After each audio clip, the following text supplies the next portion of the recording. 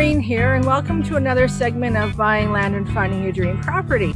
Now, what I want to talk to you today about was road allowances and roads in Ontario, Canada. Now, Glenn and I are located in north central Ontario, Canada, and North Ontario still has a lot of unopened road allowances, and there's a lot of roads that look like they're great in the summer, but they're not so great on the shoulder season. So I wanted to talk to you a little bit about that to inform those who are just starting to look for land in Ontario.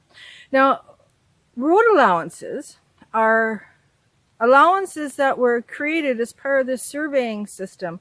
Back in the 1800s, the province of Ontario decided that they would survey the whole province so that homesteaders could access their 100-acre plots that they were going after in the rural areas of Ontario. So when they set out to do the surveying, they created what they called road allowances. Now, up in Northern Ontario, most of the time those road allowances surround 1,000-acre blocks of land. Now, those 1,000-acre blocks hold 10 100-acre parcels each. Now, so each of those 10 parcels would have access somehow by a road allowance. Now, coming to today, to the modern world, a lot of those road allowances were never opened. They're surveyed, they're legitimate public land, but they're not open. Now, a good example is right here behind me. This here, you can see a little bit of an opening. That's a bit of a surveyor marking of the center of an unopened road allowance. Now, the purpose of this was that when they surveyed the lot beside this road allowance, they had to mark the line. Now, it was explained to me that when surveyors blaze lines, when they do surveys of properties, they blaze the property line of the property. But when it's adjacent to an unopened road allowance, they blaze the center of the road allowance. If you look on a map and you're looking at this location, this would be a road.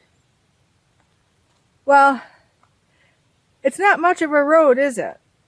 Now, this is a road allowance to the north side of a 100-acre parcel of land.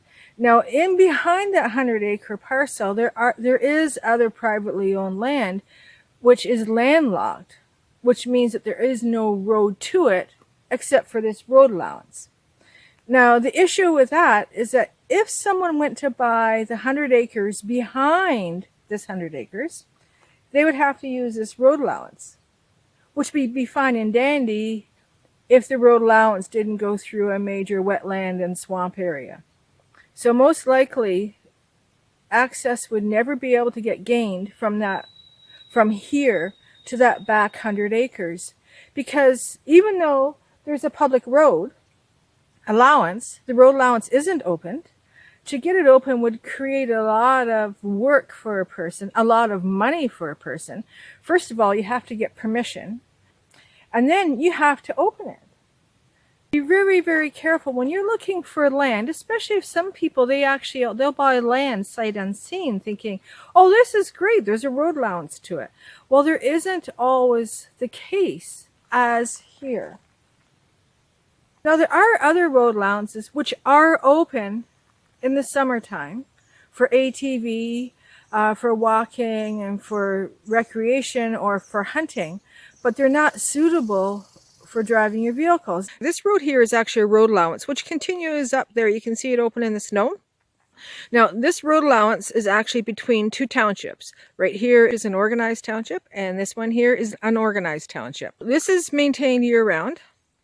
This road, it turns and makes a curve to the left. The rest of the road allowance, it's not really open. It's kind of open. You can go down it with your ATV or snowmobile.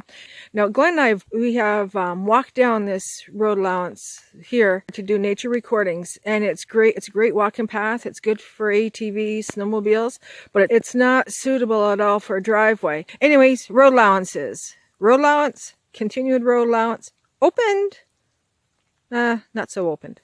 Got to be careful when you're looking at properties and they're advertised as being accessible from a township road allowance. You need to know, is it like this one here or is it like that one up there? If you are looking at buying a piece of property in rural areas, even though they're year-round roads, there are challenges, and also there's half limits on the roads at this time of year, which means if you're planning on getting aggregate brought in the spring, they have to do half loads. I'm not sure how that converts to how much aggregate they can carry. So those are things that you want to look at when you're buying a property in rural areas, wherever you are. If they get winter, you have to be ready for the changeover from winter to spring during the thaw time. So you got to be really careful when you're choosing the road to have your property on.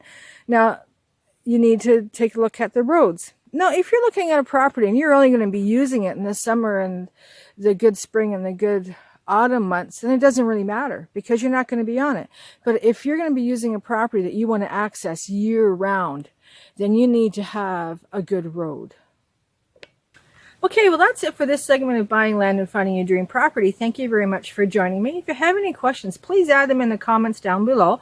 I'm Maureen, and for Glenn, over and out, and take care.